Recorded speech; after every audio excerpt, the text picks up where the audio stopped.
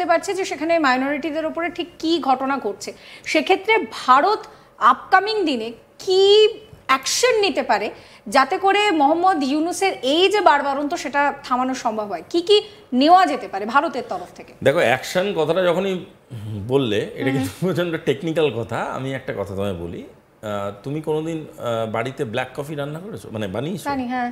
কি করো তুমি? গ্যাস জ্বালাও, জল গরম করো, কফিটা দিলে, জলটা ফুটলো, কফিটা ফুটলো, গ্লাসে ঢেলে খেয়ে নিলে। এটা করতে কতক্ষণ সময় লাগে?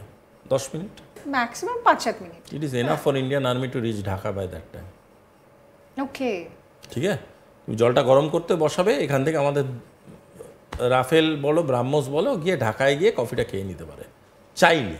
কিন্তু ইন্ডিয়া এরকম ইরেসপন্সিবল পাওয়ার নয়। If you talk of military, I will talk in the language of military science. তো এইটা মিলিটারি আমাদের চাইলেই করতে পারে, যে কফি ঠান্ডা হওয়ার আগে ওখানে গিয়ে কফিতে চুমুক দিয়ে দেবে, সেটাই মিলিটারি করবে না আমাদের। ঠিক আছে, সেটাও আমি তোমায় বলে দিলাম, কারণ আমাদের মিলিটারি ইরেসপন্সিবল না, আমাদের গভর্নমেন্টই এত ইরেসপন্সিবল পাওয়ার ভারতবর্ষ নয়ই, প্রথম কথা। দ্বিতীয় কথা হচ্ছে, ভারতবর্ষ যেটা বারবার চেষ্টা করবে সেটা হচ্ছে এমন একটা পরিকাঠামো তৈরি করে দেওয়া বা এমন একটা পরিস্থিতিকে এন্ডোর্স করা যাতে বাংলাদেশে গভর্নমেন্টাল স্টেবিলিটি আসে, যাতে বাংলাদেশে একটা গভর্নমেন্ট ইলেক্ট হয়, বাংলাদেশের একটা রাজনৈতিক পরিস্থিতি ফিরে আসে, বাংলাদেশে এমন কোনো গভর্নেন্স ফিরে আসে যার সাথে আলোচনায় বসা যায়। ক্রেশের যে রক্ষণাবেক্ষণ করে তার সাথে তো গার্জেন কথা বলতে পারে না, একদম গার্জেন টু গার্জেন কথা হয়। তো who is the guardian of Bangladesh? সেই গার্জেন অফ বাংলাদেশকে এস্টাবলিশ করানোর পিছনে যে বাংলাদেশের মানুষকে সেটা যিনি জায়গায় এগিয়ে এসে অনুপ্রাণিত করতে হবে, সেইটা বাংলাদেশের যে এটা প্রয়োজনীয় সেটা ভারতবর্ষ জানে। কিন্তু ভারতবর্ষ তো কোনো দেশে গিয়ে ভোট করাতে পারে না, ভারতবর্ষ তো কোনো দেশে গিয়ে তার গভর্নমেন্ট ইলেক্ট করে দিতে পারে না। ভারতবর্ষ বোঝাতে পারে যে দেখো ভাই, এটা তোমাদের জন্য ভালো।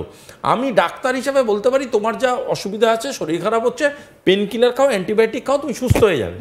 এন্ড অফ দ্য ডে তুমি যদি পেন কিলার অ্যান্টিবায়োটিক না খেয়ে তুমি যদি অন্য কিছু খাও, তারপরে আরও অসুস্থ হয়ে পড়ো, সেটা আমি কি করতে পারি? কিন্তু হ্যাঁ, আমি এটুকুনি জানি, যেখান থেকে ভারতের বর্ডার লাইন আছে, যেখান থেকে ইন্ডিয়ান সভারেনিটি ইজ কনসার্ন, ইন্ডিয়া জানে নিজের সভারেনিটিকে কীভাবে প্রোটেক্ট করতে হয়। ইন্ডিয়া জানে যদি আমাদের এখানে কোনো রকম ইনসার্জেন্ট অ্যাক্টিভিটি করার কেউ প্ল্যান করে, সেটাকে কীভাবে রেসপন্ড করতে হয়। ইন্ডিয়া জানে যে নিজের রাইটস, নিজের সিকিউরিটি, নিজের স্টেবিলিটিকে কীভাবে বজায় রাখতে হয়, সেটা ইন্ডিয়া খুব ভালো মতো জানে। ইন্ডিয়া জানে তার গ্লোবাল প্রেজেন্সটা কোথায়, কোন চেয়ার হোল্ড করছে, সেটা ইন্ডিয়া জানে। সুতরাং ইন্ডিয়া কোনো ইরেসপন্সিবল স্টেপ নেবে না, এটা ঠিক। তবে যদি বাংলাদেশ কোনো রেসপন্সিবল স্টেপ নিয়ে নিজেদের গভর্নমেন্টকে খুব তাড়াতাড়ি ফর্ম করায়, ইন্ডিয়া অবভিয়াসলি খুশি হবে, এবং that should be like a big brother. আমি আবারও বলছি, ইন্ডিয়ান গভর্নমেন্ট চায় বাংলাদেশে একটা স্টেবিলিটি ফিরুক। ইন্ডিয়ান গভর্নমেন্ট এটাও আগামী দিনে করবে, যে মুহূর্তে বাংলাদেশে একটা স্টেবল গভর্নমেন্ট হবে, তার সাথে আমার বিশ্বাস ইন্ডিয়ান গভর্নমেন্ট একটা ভালো সম্পর্ক যেমন ছিল সেরকমই ক্রিয়েট করার চেষ্টা করবে। হ্যাঁ, আমাদের সাথে কোনো কারুর কন্টেস্ট নেই, কন্টেস্টে তো প্রশ্নই নেই, ছেড়েই দাও। আমাদের সাথে কোনো রকম মানে কোনো খারাপ লাগা, বাজে লাগা, এইসব কিচ্ছু নেই। শুধু একটাই অনুরোধ, বাংলাদেশের মানুষ আজকে বাংলাদেশের সত্যতা বুঝুক, বাংলাদেশের মানুষ বাংলাদেশের সত্যতা বুঝে বাংলাদেশের রাজনৈতিক পরিস্থিতি ফিরিয়ে আনুক, বাংলাদেশে ভোট করাক, বাংলাদেশকে স্টেবল করুক। আদারওয়াইজ নিজেদের দেশকে নিজেদের চোখের সামনে নিজে বসে বসে ধ্বংস হতে দেখার মতো গ্লানিময়, দুঃখময় পরিস্থিতি যেন কোনো মানুষের জীবনে না আসে, আমি আমার সংসারে আসতে পারে, সেই জিনিসটার রাস্তাটা যে বন্ধ হয়ে গেছে, এটা তোমার আবার আলোচনা সভা করার কোনো দরকার নেই।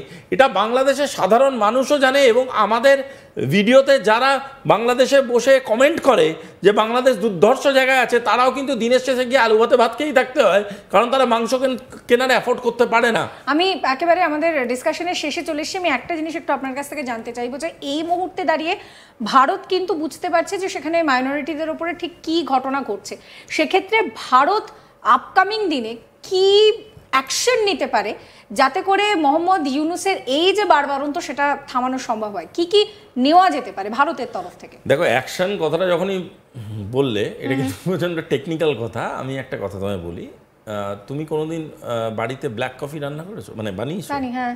কি করো তুমি? গ্যাস জ্বালাও, জল গরম করো, কফিটা দিলে, জলটা ফুটলো, কফিটা ফুটলো, গ্লাসে ঢেলে খেয়ে নিলে। এটা করতে কতক্ষণ সময় লাগে? 10 minute, maximum 5-7 minute. It is enough for Indian army to reach Dhaka by that time.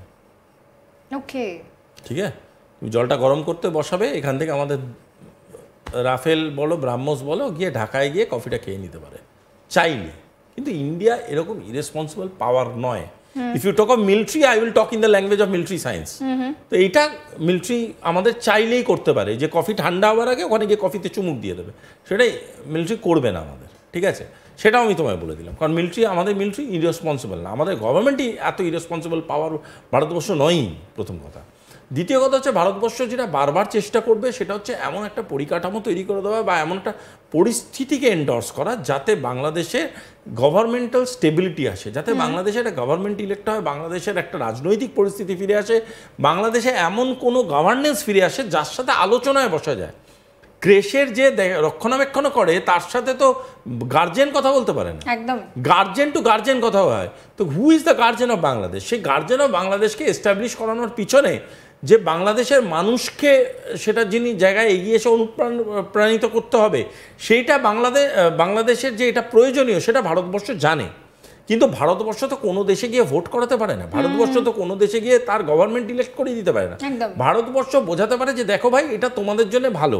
আমি ডাক্তার হিসাবে বলতে পারি তোমার যা অসুবিধা আছে, শরীর খারাপ হচ্ছে, পেন কিলার খাও, অ্যান্টিবায়োটিক খাও, তুমি সুস্থ হয়ে যাবে।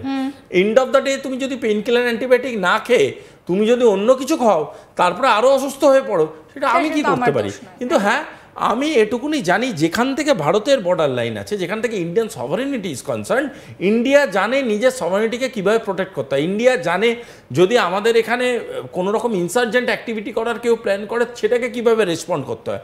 ইন্ডিয়া জানে যে নিজের রাইটস, নিজের সিকিউরিটি, নিজের স্টেবিলিটিকে কীভাবে বজায় রাখতে হয়, সেটা ইন্ডিয়া খুব ভালো মতো জানে। ইন্ডিয়া জানে তার গ্লোবাল প্রেজেন্সটা কোথায়, কোন চেয়ার হোল্ড করছে, সেটা ইন্ডিয়া জানে।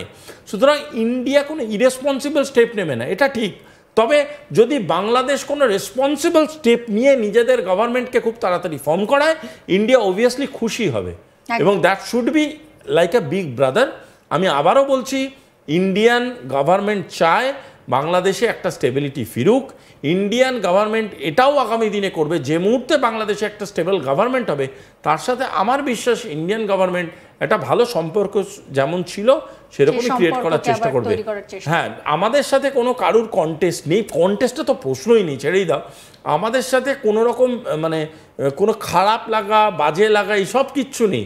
শুধু একটাই অনুরোধ, বাংলাদেশের মানুষ আজকে বাংলাদেশের সত্যতা বুঝুক, বাংলাদেশের মানুষ বাংলাদেশের সত্যতা বুঝে বাংলাদেশের রাজনৈতিক পরিস্থিতি ফিরিয়ে আনুক, বাংলাদেশে ভোট করাক, বাংলাদেশকে স্টেবল করুক। আদারওয়াইজ নিজেদের দেশকে নিজেদের চোখের সামনে নিজে বসে বসে ধ্বংস হতে দেখার মতো গ্লানিময়, দুঃখময় পরিবেশ পরিস্থিতি যেন কোনো মানুষের জীবনে না আসে।